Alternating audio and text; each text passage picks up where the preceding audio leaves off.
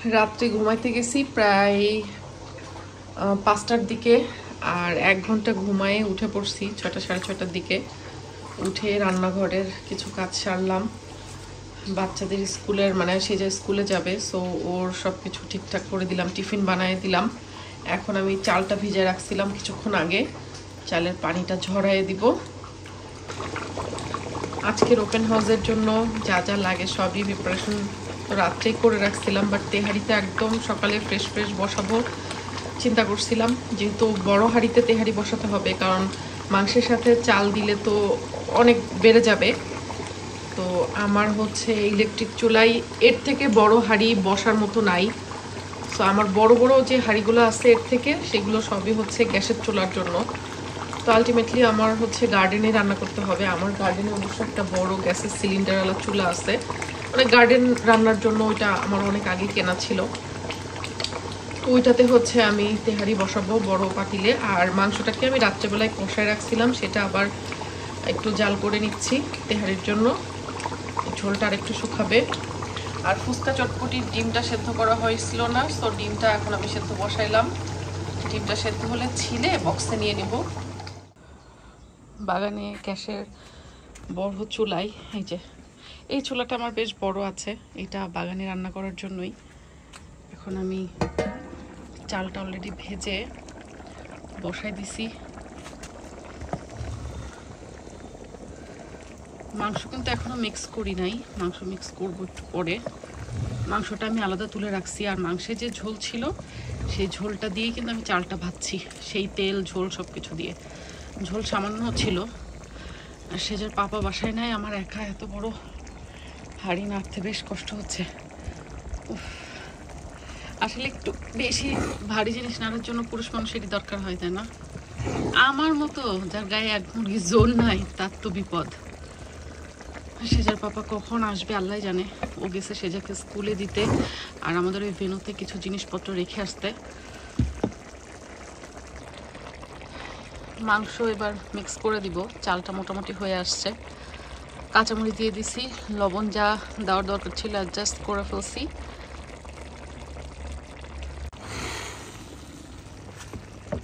এবার এটা মিক্স করাই হবে আমার জন্য সব থেকে কষ্টের। আমি আর এটা খুব ভারী নিতে পারতেছি না। আল্লাহর রহম করো।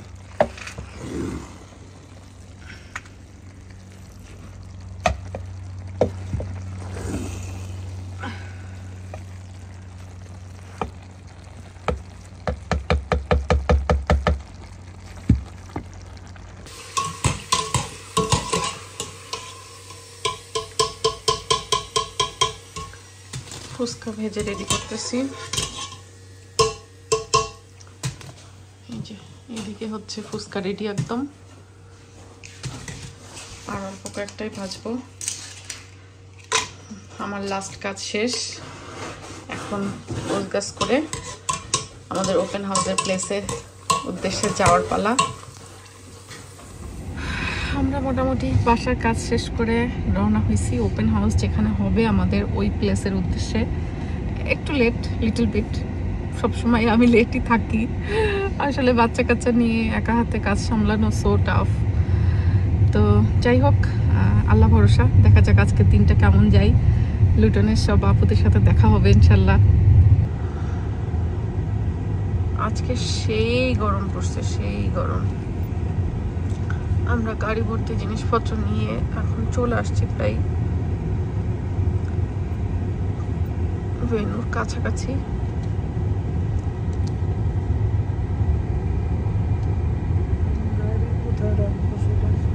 গাড়ি রাখাই তো এই আর এক ঝামেলা, ইউকের সব পার্কিং এর যে সংকট। পুরা ঝড় গেছে আপু এতক্ষণ। হ্যাঁ আমার তো আসতে লেট। হ্যাঁ এই যে বিকালবেলা এখন একটু নিঃশ্বাস পাইছি আমি ভিডিও নেওয়ার। আল্লাহ আলহামদুলিল্লাহ যে মানে এত রেসপন্স পাইছি।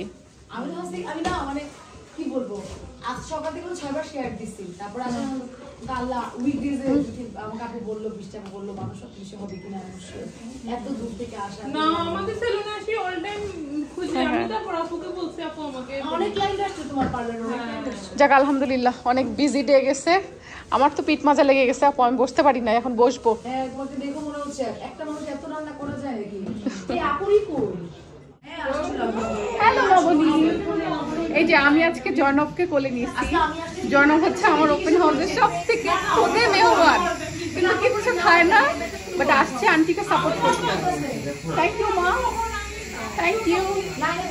থ্যাংক ইউ ফর কামিং হ্যাঁ আপু এটা আর সাদা হিজাবটা আচ্ছা অনলি সাদাটা নিবেন আপু দেখেন এটা ঠিক আছে এটার সাথে এই কালার আছে মিষ্টি কালার দিতে পারবো আপু একটা বাট আর অন্য কালার দিতে পারবো না না এটা যাচ্ছে না এটার সাথে কিন্তু হিজাব অলরেডি আছে আপু এর ভেতরে অলরেডি হিজাব আছে ও হিজাব আছে হ্যাঁ আচ্ছা তাহলে আর কি দরকার আজকে তো এই জন্য ক্লিয়ারেন্স দিচ্ছি আপনাদেরকে খুশি করে দিচ্ছি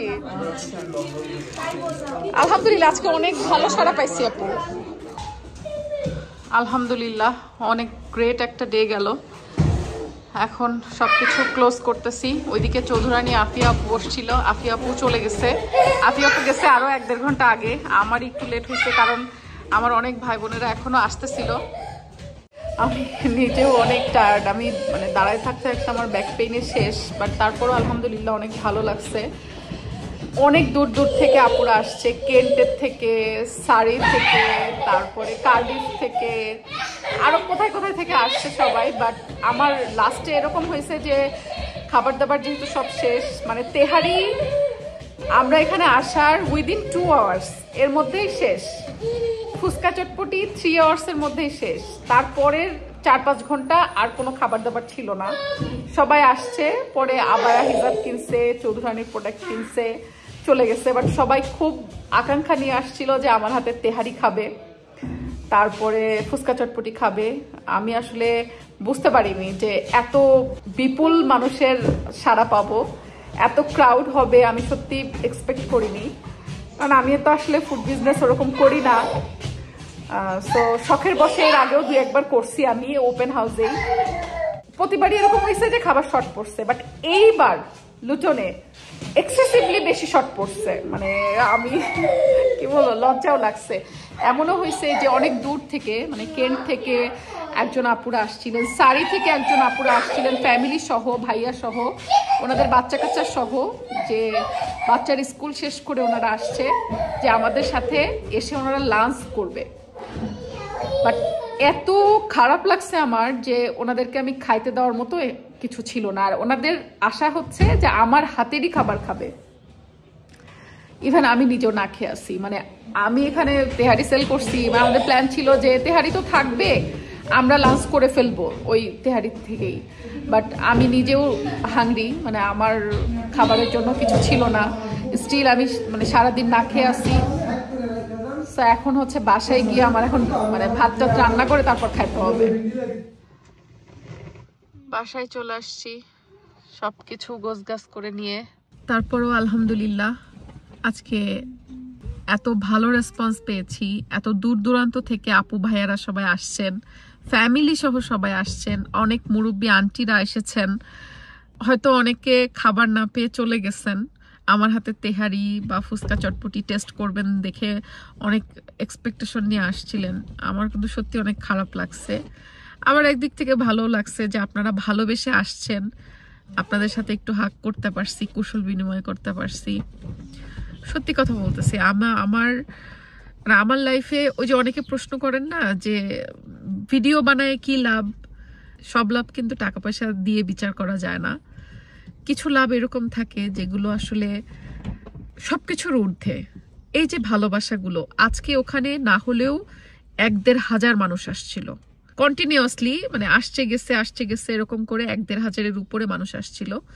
এবং বিশ্বাস করবেন না লুটনের সবাই যারা আসার মতো সময় পেয়েছে তারা তো এসেছেনই লুটনের বাইরে থেকে অনেক দূর দূরান্ত থেকে মানুষ আসছেন আমার এই ভিডিও যারা দেখবেন লুটনের বাইরে থেকে যেসব ভাইয়া আপুরা এসেছিলেন যদি মানে দেখেন ভিডিও সম্ভব হলে তাহলে কমেন্ট করবেন আমি সত্যি কথা বলতেছি লুটনবাসী ডেফিনেটলি আমার কাছে সবসময় অনেক বেশি আবেগ বলেন ভালোবাসা বলেন সেই জায়গাটা পেয়ে থাকে, কারণ লুটন আমার অলওয়েজ সেকেন্ড হোম মনে হয় শুরু থেকেই। মানে আমি লুটনে যখন প্রথম আসছিলাম আজকে থেকে প্রায় 5 বছর আগে, লুটনবাসী আমাকে অনেক আপন করে নিয়েছিল। যেহেতু আমি এখানে প্রথমে উঠছিলাম, স্বাভাবিক যে জায়গায় একটা মানুষ প্রথম ওঠে দূর দেশ থেকে এসে প্রথম কোথাও থাকা শুরু করলে সেই জায়গাটার প্রতি একটা ভালোবাসা জন্মায় যায়।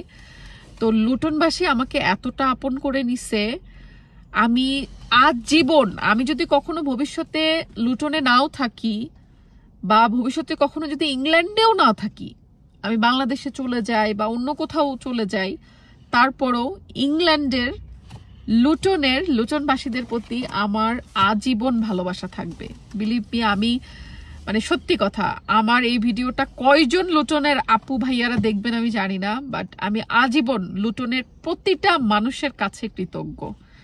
আমি বলে বোঝাতে পারবো না। আপনারা আমাকে এতটা আপন না করে নিলে, মানে এই যে দূর দেশ থেকে এসে বাংলাদেশ থেকে এসে মানে এত অল্প সময়ে, মানে আমার কাছে লুটনকে সেকেন্ড হোম মনে হতো না। আলহামদুলিল্লাহ এটা সম্ভব হয়েছে আমার বাংলাদেশি ভাই বোনেরা যারা এখানে আছেন, বিশেষ করে সিলেটি কমিউনিটির ভাই বোনেরা।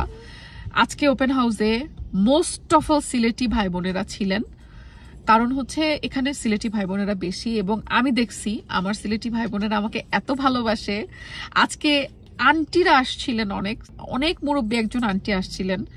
উনি এসে মানে আছে না যে একটু মুরব্বী হয়ে গেলে, বয়স বেড়ে গেলে তো মানে কথা একটু জড়তা চলে আসে।